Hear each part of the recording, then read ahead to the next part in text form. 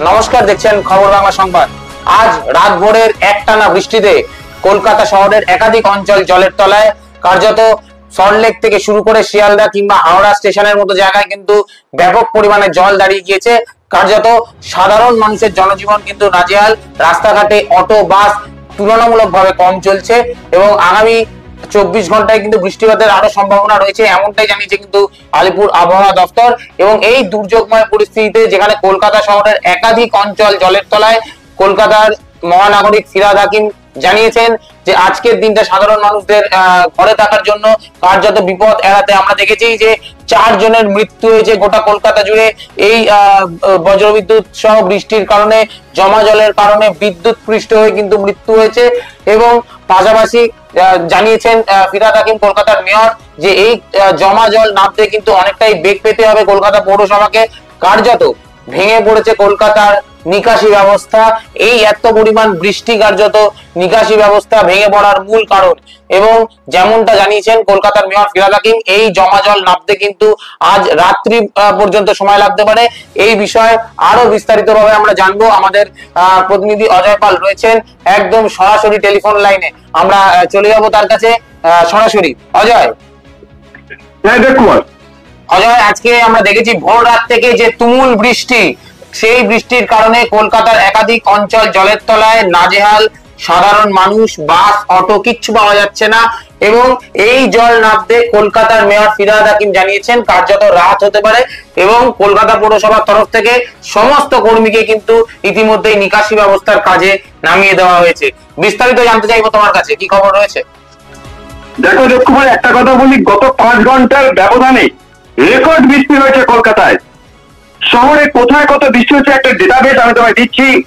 যেমন ধরো Kamdahari Garia 332 millimetre, Jodhpur park 285 millimetre, Kalighat 280.2 millimetre, Topsia 275 millimetre, Ballygunge 264 millimetre, Chetla 262 millimetre, Mominpur 234 millimetre, চিমনিহাটা 237 মিলিমিটার, কামার বাজার 217 মিলিমিটার, হাপা 212 millimetre, CPT canal 209.4 millimetre, Ultadanga 207 millimetre, কুটঘাট 203.4 মিলিমিটার, পাপিয়াডাঙ্গা টাঙ্গা 201 মিলিমিটার, কুলিয়া টাঙ্গা 196 মিলিমিটার, অন্টোনিয়া 195 মিলিমিটার। মূলত এই বৃষ্টিতে, যেখানে একদিকে ভারী বৃষ্টি, ঠিক সকালবেলা আজ সকালে 4 জন মারা যায় বিদ্যুৎ পৃষ্ঠ হয়ে। বিভিন্ন এলাকায় জনবল থাকাকালীন সেই বিনাপুকুর, নেতাজি এবং গড়িয়া, কালকাপুর 4 জনের মৃত্যু হয়েছে বলে জানা গিয়েছে। সূত্রের খবর, নেতাজি নগরে একজন সাইকেল আরোহী মৃত্যু হয়েছে জমা জলের মধ্যে সাইকেল চালাতে গিয়ে। ব্যালেন্স হারিয়ে তিনি বিদ্যুতের খুঁটি বসে যান। সেই সময় বিদ্যুতের পোস্ট হয়ে তিনি মারা যান বলে জানা গেছে। কার্যত রাতভর তুমুল বৃষ্টিতে কলকাতা সহ শহরাঞ্চলকে সোমবার রাতে দুর্যোগে শূন্য হবে কলকাতার জলের তলায়। পথঘাট জলমগ্ন, বহু বাড়ি আবাসনে ভিতর জল। এই বৃষ্টিতে জল জমেছে রেল লাইনেও। শিয়ালদা ও হাওড়া ডিভিশনে একাধিক ট্রেন বাতিল। পরিস্থিতি স্বাভাবিক করতে ময়দানে রেল কর্মীরা। একদিকে রাতভর টানা বৃষ্টিতে বিপর্যস্ত মহানগরী, শহরের একাধিক গুরুত্বপূর্ণ এলাকা ডুবে গিয়েছে। তবে দেখুন, একটাই কথা বলি, স্বাভাবিক জীবন ব্যাহত, রাস্তায় চলছে না সঠিকভাবে যানবাহন। তবে আলিপুর আবহাওয়া দপ্তরের পূর্বাভাস অনুযায়ী মঙ্গলবার চলতে পারে বৃষ্টির দাপট। বজ্রবিদ্যুৎ সহ বিক্ষিপ্ত বৃষ্টিপাতের সম্ভাবনা জোরালো, ফলে আরো ভোগান্তি আশঙ্কা করছে সাধারণ মানুষ। দেখুন অজয়, তোমার থেকে আরো একটা বিষয় জানতে চাইবো। মেয়র ফিরহাদ হাকিম কিছুক্ষণ আগেই আমরা দেখেছি কন্ট্রোল রুমে গেছিলেন এবং তিনি এখনো পর্যন্ত কন্ট্রোল রুমেই রয়েছেন। সেখান থেকে তিনি কি বার্তা দিচ্ছেন, কি জানাচ্ছেন? এই যে পরিস্থিতি, জল জমে গেছে, কি কারণ? কার্যত নিকাশি ব্যবস্থা তো ভেঙে পড়েছে বলা যায়। কি বলবে, তুমি কি খবর রয়েছে? দেখুন, যেটুকু খবর, যে নিকাশি ব্যবস্থার যে কর্মীরা আছে তাদের সমস্ত ছুটি প্রায় বাতিল এবং তাদের সবাইকে নিয়োগ করা হচ্ছে কলকাতা যে জমা জল মুক্ত করার জন্য, অর্থাৎ যানবাহন সচল রাখার জন্য, যাতে সাধারণ মানুষ আবার অফিস কাছারি করতে পারে, ঠিক মতো যাতায়াত করতে পারে। তার জন্য কিন্তু কলকাতা পৌরসভা, নিকাশি বিভাগ এবং কলকাতা মেয়র নিজে এই পদক্ষেপ গ্রহণ করেছে, যাতে করে সাধারণ মানুষ আবারও জমা জল মুক্ত হয়ে ঠিক স্বাভাবিক অবস্থায় কলকাতাকে ফেরত দিতে পারে।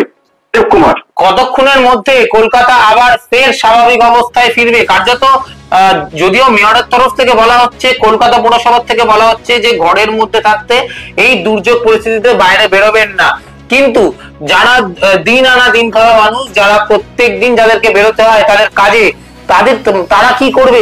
তাদের তো কাজে বেরোতেই হবে। তো কতক্ষণে এই যে পরিস্থিতি সেটা স্বাভাবিক হবে এবং কলকাতায় গাড়ি, অটো, বাস এগুলো চলাচল স্বাভাবিক হবে এবং এই জমা জল কার্যত নিকাশি ব্যবস্থা সম্পূর্ণ হবে, কি জানাচ্ছেন তারা?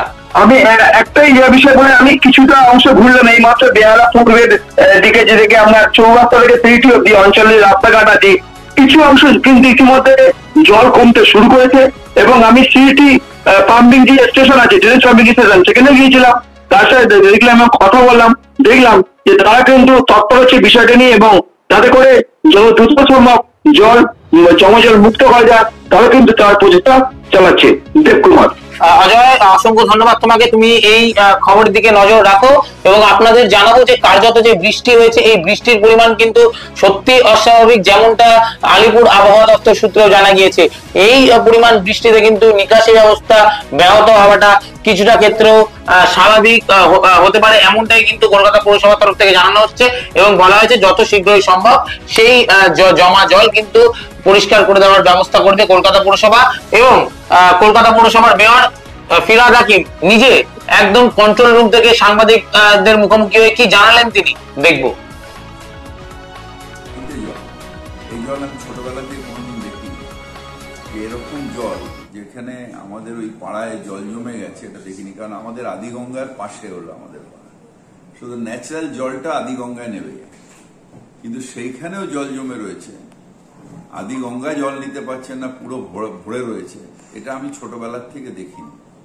78-এ একটা বন্যা হয়েছিল কলকাতায়, তখন দেখেছিলাম, তখন আমরা ইয়াং ছিলাম, ঘাড়ে করে করে সব পরিষ্কার করে স্কুল বাড়িতে নিয়ে এসেছিলাম। এখন অনেক জায়গায় যারা গরিব মানুষ রাস্তার ধারে বা যারা লো লাইন এলাকায় থাকে তাদের অনেক স্কুলগুলো খুলে দেওয়া হয়েছে, সেখানে রয়েছে। আমরা কর্পোরেশন থেকে এবং থানার থেকে বলা হয়েছে যে খাওয়া দাওয়ার ব্যবস্থা করে দিতে, কিন্তু জল যদি আর বৃষ্টি না হয় আমরা আশা করছি আজ রাত্রির মধ্যে জলটা নেমে যাবে। মেয়র ফিরহাদ হাকিম জানাচ্ছেন যে যতটা শীঘ্রই সম্ভব এই যে জমা জল কলকাতার বুকে তা কিন্তু সরানোর চেষ্টা ইতিমধ্যে কলকাতা পৌরসভার নিকাশি বিভাগের তরফ থেকে চালানো হচ্ছে এবং যত শীঘ্রই সম্ভব এই জল নামিয়ে দেওয়ার আশ্বাস দিলেন তিনি। আমরা তো এই খবরের বিষয়ে চোখ রাখবই, এছাড়াও দিনের অন্যান্য গুরুত্বপূর্ণ খবরের আপডেট পেতে চোখ রাখুন খবর বাংলা সংবাদের ফেসবুক পেজ এবং ইউটিউব চ্যানেলে, এছাড়াও আমাদের ওয়েবসাইট www.খবরবাংলাসংবাদ.in এর পর্দায় চোখ রাখতে ভুলবেন না। এখনের জন্য ধন্যবাদ, নমস্কার।